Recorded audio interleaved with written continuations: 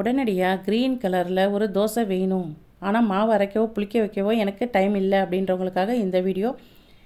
இந்த தோசை செய்கிறதுக்கு முடக்கத்தான் கீரையும் இட்லி மாவும் இருந்தால் போதுங்க. இந்த தோசை ரெடி பண்ணிடலாம்.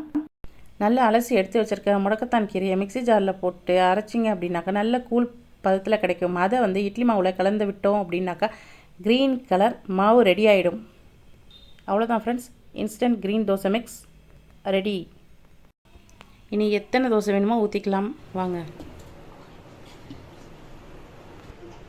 நல்ல தோசைக்கல் சூடானதுக்கப்புறம் பாருங்கள் தோசை ஊற்றிக்கலாம். பாருங்கள் நல்ல சத்தம் கேட்குது பாருங்கள். இந்த அளவுக்கு தோசைக்கல் காஞ்சிருக்கணும்.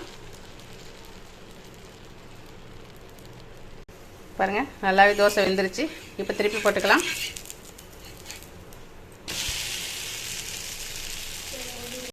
அவ்வளோ ஃப்ரெண்ட்ஸ், தோசை ரெடி ஆயிடுச்சு.